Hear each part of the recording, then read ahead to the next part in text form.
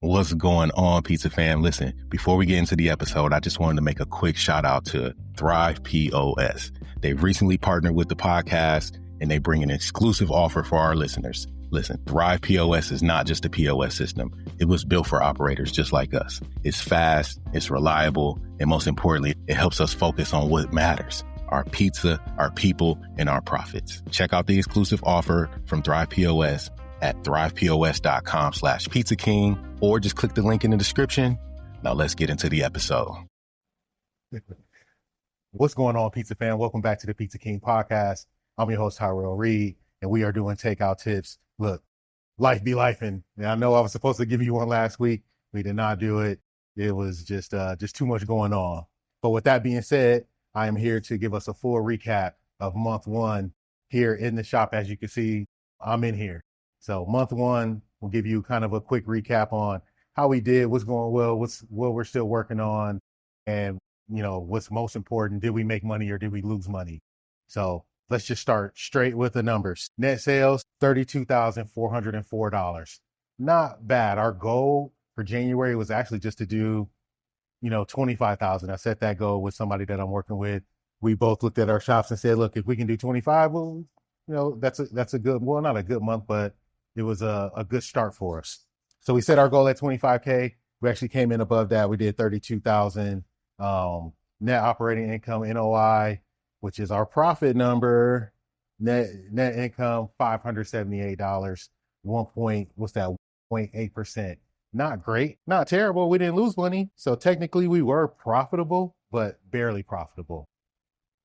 Very thin. And look, profit is good, but thin profit is very fragile. One bad week and it could all go away. And we actually seen that as we look through, week to week from last month. We started out with, a very small loss. I think we lost like $1 the first week. Then we had a big drop when our labor and our food went up. We started to see, and actually in our third party went up, we saw a bigger loss, like $600, $700. Then it peeled back a little bit as we got more first party orders and less third party. And then we had a great week to end the month, which actually brought us into the black. So, but we'll take it. I think that last week we were up like $1,500 in profit. So things turned quickly, and it actually turned out to be a solid month for us. So with that being said, we still have work to do. We still have lots of work to do. Prime cost came in at 69.1%. That's food and labor. Cost of goods sold was $9,150, 28%. Labor, $13,443 what we spent on labor, 41% of our revenue. That's high. And we knew it was going to be high because what we've been doing. We've been building a team. We've been training. We've been fixing our standards. We've been spending that money up front to ensure that the team was ready because we knew that it was going to be important as we start to grow sales. What I also think is important to highlight is that we did this and we beat our sales goal. We did all of it with zero outside marketing, no paid ads, no new mailers, no promos, none of that new stuff. We stay consistent with one thing: engaging our loyalty customers, the people who are already ordering from us, the people who are already on our email list, people who are already on our text list. We just showed up in their inbox. We showed up on their phones. We tested real offers, real links so that they can get straight to ordering from us. Thankfully our POS and our POS partner, Thrive, makes it very simple, very easy for us to reach folks where they are, whether it be email, whether it be text. We can give direct links straight to the offer. So there's no landing page to go through, no location to find, none of that. We go straight to our customer, we go straight to building a deal, and it really helped turn a corner for us. So, we got some real, clear direction on what we need to do. And that's going to be great for us going forward. Here. Oh, what does it say? Oh, yeah. Let me go back. So we did that. We showed offers. We did that. All right. So there we go. So that was a win for us, taking our sales goal and exceeding that by, $7,000 plus. That's a win. We still have some opportunities. Our sales mix being one of them. And that's really what hurt us when it comes to profitability. Our own channels, meaning sales that came through our POS, sales that, on our phone, sales of people that walked into our door. Of that 32,000, 19,925 came from us. We did third party sales, which is channels like Uber Eats, Grubhub, not Grubhub. We don't have Grubhub. Uber Eats, DoorDash are the only two. We do have EasyCater. We did not get any orders from EasyCater. Third party sales were $12,479. That's 38.5% of our sales came through third party channels. That's a really big chunk. That's a huge chunk. So now here's the part that most people ignore. Third party sales cost us. It cost us $33,120 in commissions, and it cost us another $621 in fees. Those two items right there are $3,741. That's more than our net operating income. We gave them more money than we made. So something has to change there. And that's where we gotta fix it. Not that those things aren't important and that they're not necessary. We just want to make sure that we're getting a bigger chunk of it coming straight from us. So what we want to do, if we want to get to real profit, we really want to see this thing grow, we have to win the sales channel game, meaning we need more orders to come through our site. We need more orders to come through our phones, more orders to come through our door. And that helps us retain much more of the profit. You know what I mean? And nothing against those guys. We just want fewer orders where someone else has a hand in the pot. That's all that means. This is the tough part. These are, we had some wins. I would say the sales was a win. We learned a lot about our sales. We understand what we need to do as far as understanding the sales mix and what channels those sales are coming from. One of the things that we need to work on, our biggest loss, number one loss, was in labor. Labor was way too high. We ran 41% for the month. We spent $13,443 on labor. A lot of that was management. And a lot of that was coverage because we wanted to make sure we were doing things the right way.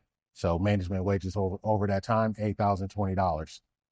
I'm not mad at that. We needed that leadership here in the store. We needed consistency in our coaching and in our teaching and our leadership.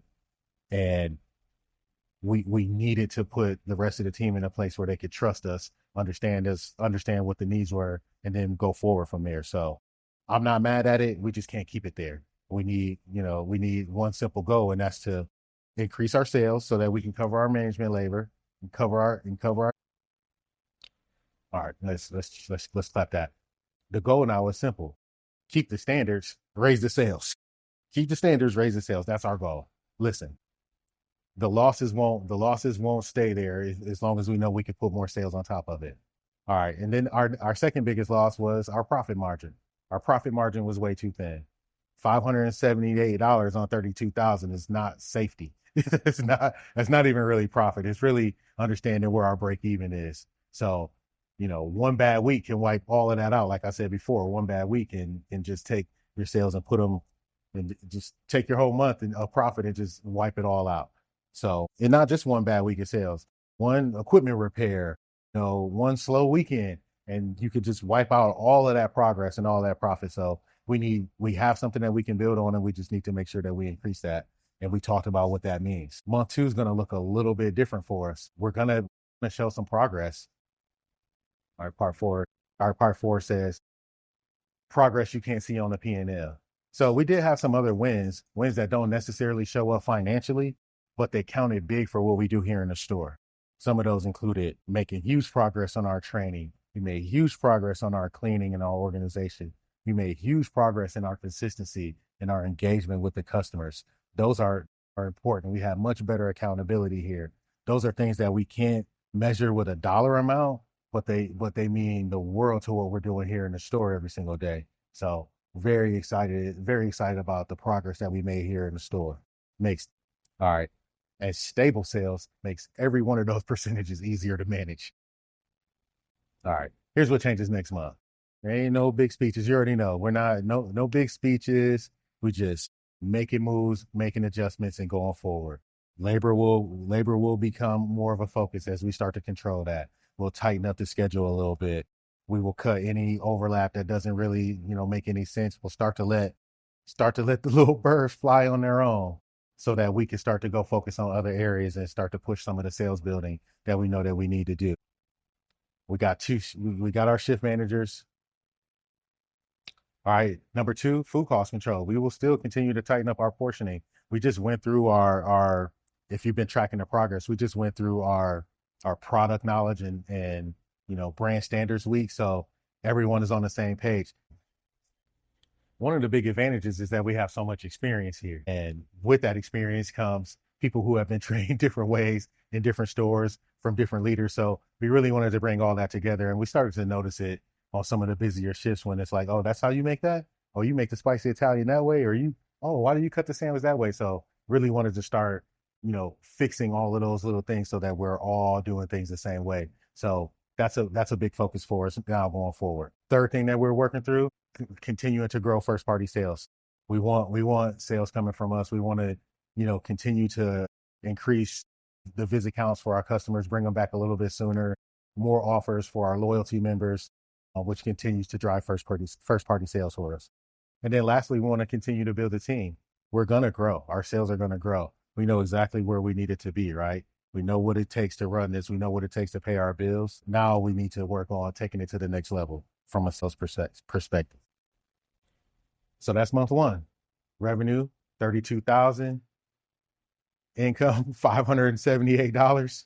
Prime cost, 69.1%. Third-party fees were $3,120. We did not crush it. We didn't crush it, but we didn't fail either. All right. We didn't crush it. We didn't. We did not crush it, but we didn't fail either. We created a baseline and we proved that we can keep, all right, we built a baseline and we proved that we can keep the lights on as we rebuild. All right. We built a baseline and proved that we can keep the lights on while we rebuild the store. Month two was all about turning that thin little profit into some real profit. Look, with less labor, more sales, and better food controls, we should be in a good position. If you've gotten any value out of this episode or any of our other episodes, I need you to do me a favor. Go leave us a review. Every review on Apple, every 5-star rating on Spotify helps this show find more operators just like you and helps them get that same value that you're taking away from this episode. And as a thank you, anytime somebody leaves a review, sends me a screenshot, just DM me a screenshot of your review, I'm going to send you a free gift, something awesome, something cool. I'll send you a gift, whoever leaves a review. That's the challenge. Go leave a review, DM me a screenshot of it, and then I'll get you something. I got you something special from your boy. Now let's get back into the episode. Peace.